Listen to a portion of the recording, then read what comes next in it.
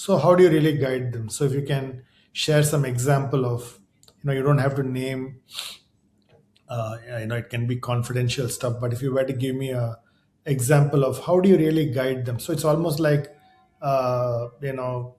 saying that, okay, I found this gap, this is how I want to uh, guide this person. So how do you go about guiding the person?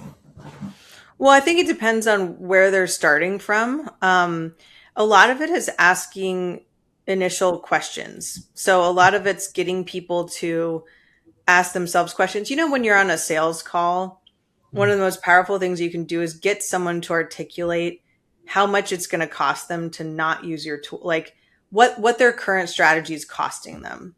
Mm. So I think getting people to verbalize where they're at and what it's costing them is really powerful. And that's why that self-reflection, like not prescribing, but sort of inviting people to start self-reflecting with the right language and non-threatening language is really the most powerful starting point. So, we ask people to ask themselves specific questions. So we usually give people 3 developmental um, pathway kind of roadmaps for depending on where they land in their assessment.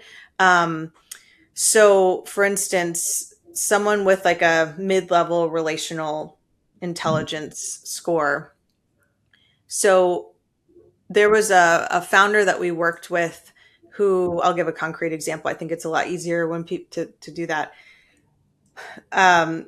We assessed a founder who has a kind of high level of relational intelligence, but a low,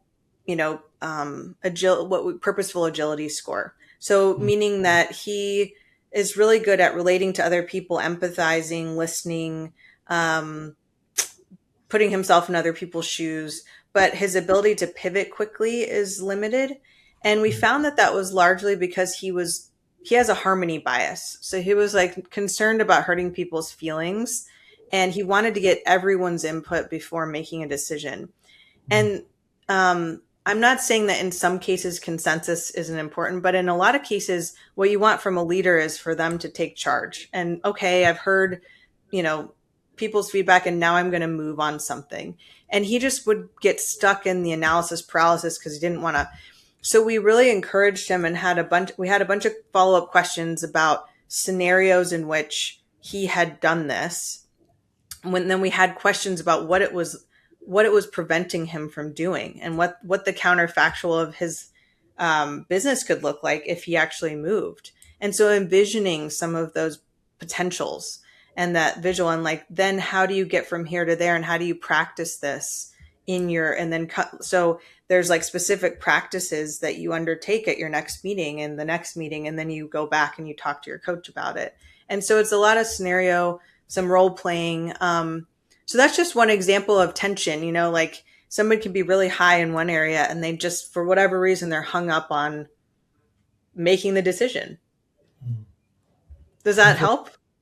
Yeah, beautiful. I think it's a bit of I would say a lot of qualitative stuff, and that's something that you got to be able to kind of prod them into it, is what you are really saying, right? So, okay. Well, I think I agree. I think these topics will always remain in the more vague and fuzzy.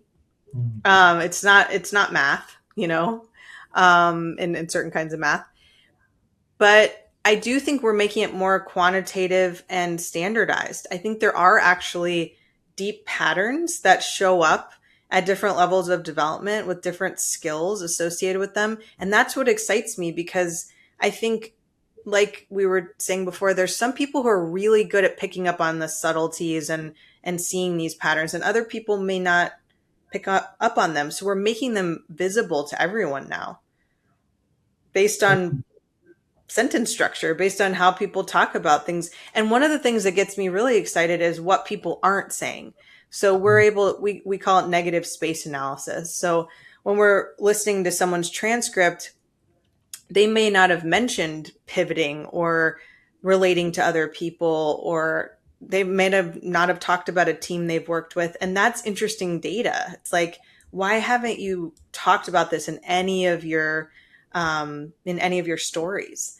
And so how are you actually thinking about these topics? Have you not thought about them at all? And so those are just curiosities that I think we need to keep in mind too. Like, what isn't being said?